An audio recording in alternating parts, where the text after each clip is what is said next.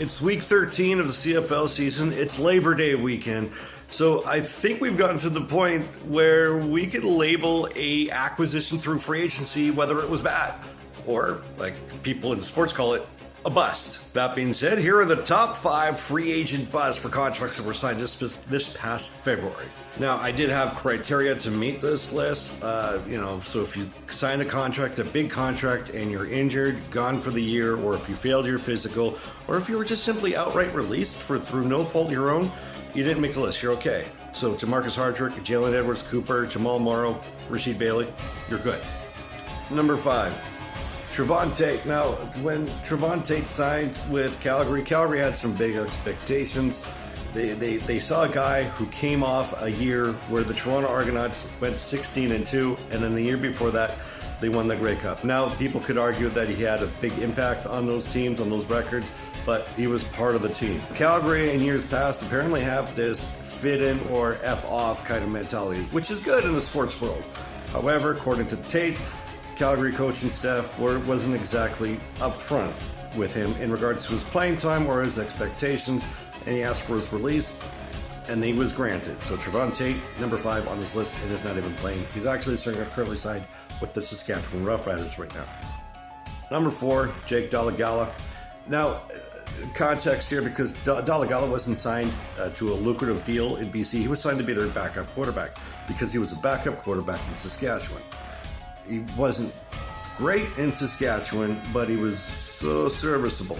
Now, the problem here is when you're a backup quarterback, and if your starting quarterback gets injured, the expectation is you can hold the reins until the guy gets back. Or if he's not injured, he gets pulled, hold the reins until he regains his elite form. In Vernon Adams Jr.'s case, he was good, super good, like MVP good. Well, I guess in the CFL it's called MOP, which is a different story. Vernon Adams Jr. went 2 games before he was injured where he was just not as good. In fact, he would probably be the first to tell you that he sucked. He was below his standard of level playing. Jake Dolegala was below that. Outside of one drive against Edmonton, he sucked. And it got to the point where Jake Dolegala, the BC Lions, reached out, signed Nathan Work to a 3-year deal, and Jake Dolegala got cut. Not even playing anymore.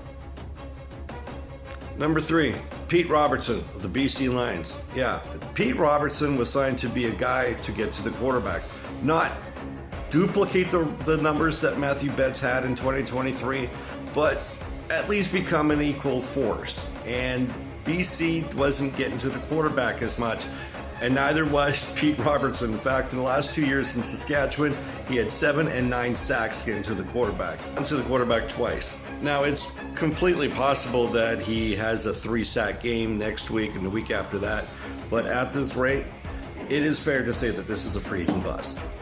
Number 2 at the list, AJ Ouellette of the Saskatchewan Roughriders. Listen, I love the guy. I think he's a great player. He's a great character, and he's good for the league. Good for Saskatchewan. When you sign a premier primary running back, you expect high results, high-end results. When he was signed, I didn't think he was an every down running back. He's a very good blocking running back, but not good on the run. And the fact is, that comes down to his running style. His running style is to you and through you. And that sometimes works if there is someone to offset him. In Saskatchewan, they have Frankie Hickson, but he only kind of plays when AJ Ouellette's injured, which has happened more often than we'd like it to happen this year, but it's happened nonetheless. And when he has been healthy, his average yards per carry is 4.1, which is a far cry from what it was last year and the year before that, when he was in the high 5s, and at one point he was 6.1 yards per carry. I love the guy to death, but he's definitely second on the free agent bust list.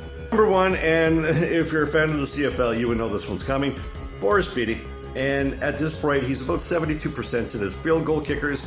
And you're probably thinking, why are we adding a field goal kicker as a free agent? They could just find anybody. Well, this should tell you that getting a field goal kicker is pretty hard to do. 72, it's not good, but it's a far cry from last year when he was at a 94%, and that is good. And under normal circumstances, 72 is not something to make you on this list. Had it not been for the time when they were playing Hamilton and the coach with a 1-point lead said, hey, kick it through the end zone, and Boris Beatty kicked it out of bounds, which gave the other team very good field goal position when all they needed was a field goal to win the game, solidifying that they were still 0 at that time. Top 5 list I have. If you have a different list, hit them up in the comments, or if you think I just simply got the order mixed up, hit them up in the comments. And if you think I missed someone, again, you know where to find.